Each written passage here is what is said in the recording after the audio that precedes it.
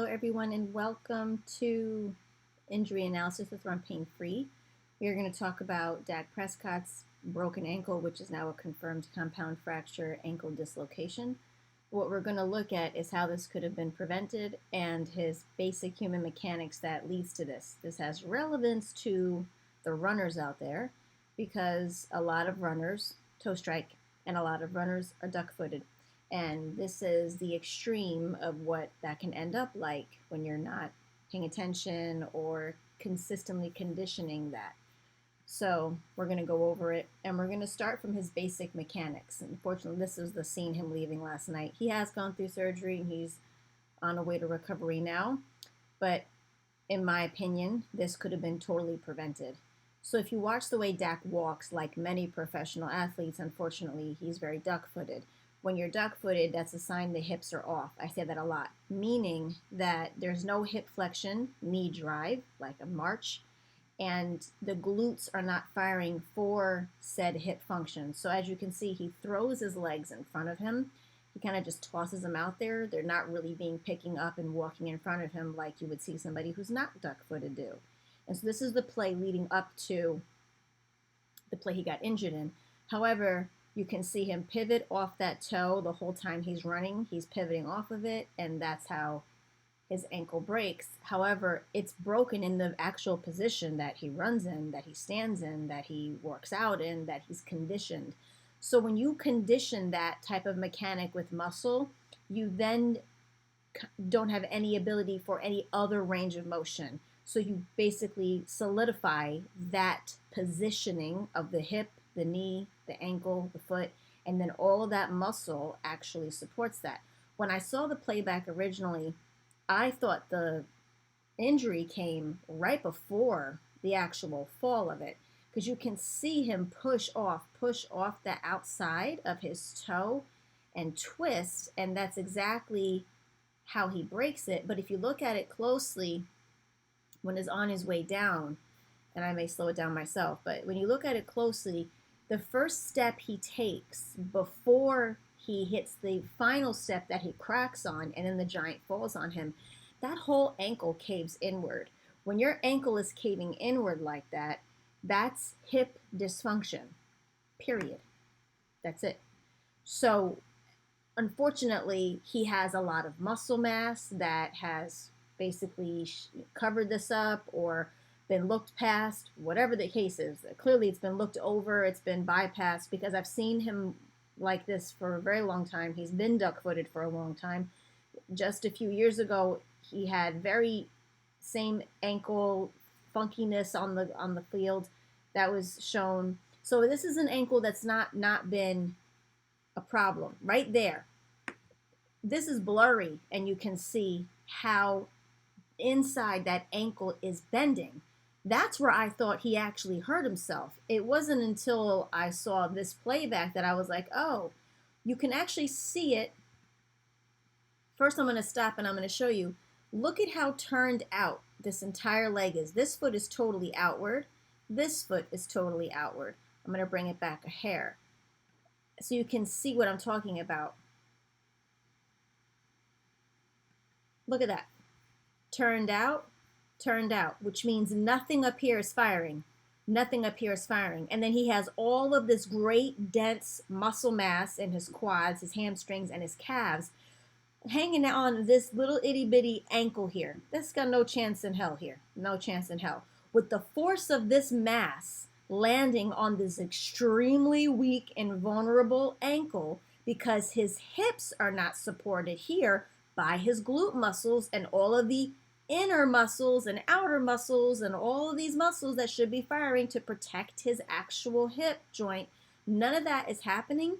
And so all of this weight mass is heavily pushing on his ankle. And so it's very easy for that to come down. Now watch closely. That's already broken. The giant hasn't hit him yet, and that is already broken. So to a naked eye, someone would say the giant landed on his ankle and broke his ankle. No, absolutely not. His ankle was already, I'll say, a large tweak on the first step, and this just finished the job.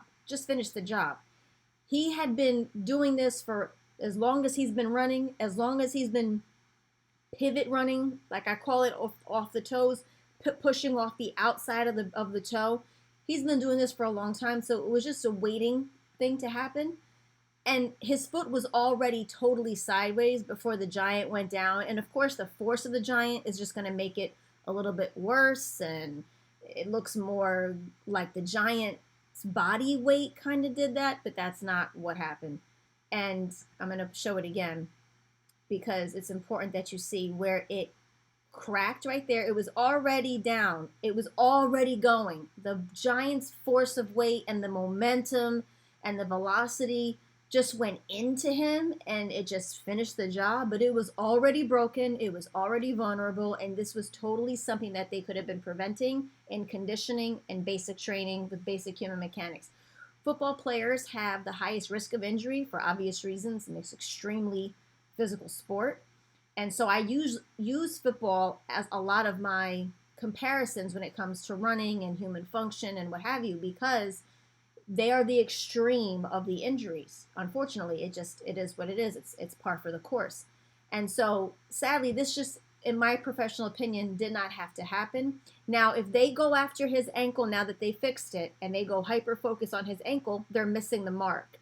The problem is at his hips. And until they fix his hips, this is going to continue to be a problem. That's why his ankle was a problem 3 years ago, 4 years ago, 2 years ago, last year, and this year. You can just look at that. You can watch him running. You can see him constantly getting tweaked. So you're only getting older. You're only getting older. And these football players put their bodies in extreme harm's way. It's just, again, it's par for the course. But it didn't have to actually happen. And if they say they just actually took the time to address his basic human mechanics and got his feet pointing straight and then loading that pattern, he would have had a variation of being able to avoid what just happened. And that's just the long and short of it. Right after this part of the game, they went on and they won the game.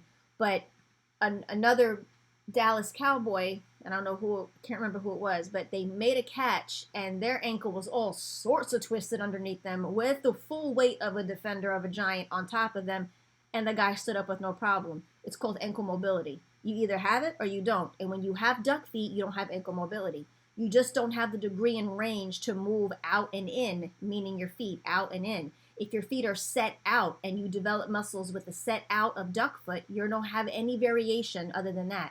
And so your body doesn't have any give to do anything other than go that way. And so it had no choice. Plus, this is turf. And everybody knows that turf is not forgiving. So you tweak ankles, you tweak knees, you tweak a lot of things, and you get caught in that turf. So that's real too, which is why they all had that white tape on. I was getting annoyed why they had so much white tape on, but it's to prevent turf burn. So this could have been prevented. I really hope that whoever is taking care of Dak goes after his hips and leaves his ankles alone. His hips will follow suit if they address the proper mechanic at the hip and that movement pattern that is severely dysfunctional. And he will come back stronger than ever, 100%. I've done it in my athletes. I know other people in FMS and other people in athletic trainers have done it in their athletes.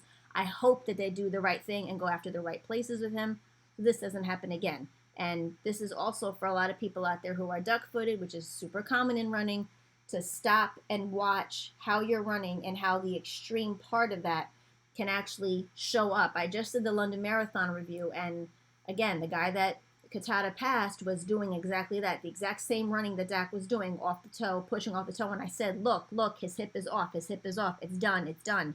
His whole hip was gone. But he was only running for about 2 hours, so he can stand the pain for that long, and then he goes home and he fixes it, or he goes home and he rests. Whereas a regular runner who's duck-footed and pivoting off their toes, you guys are in pain the whole time that starts to happen on the marathon. So it's just something that is totally prevented. You do not squat with duck feet for this exact reason. You're building muscle to solidify that mechanic and that joint function, and that is dysfunctional. You need to be training your feet straight so your actual body and biomechanics fires properly and gives you the range of motion to move your feet out or in so you have ankle mobility under extreme pressure like this. I hope that gives it a little insight. I hope somebody's listening to it. If you're listening to it and you're part of Dak's team, go after his hips, leave his ankle alone. Thank you.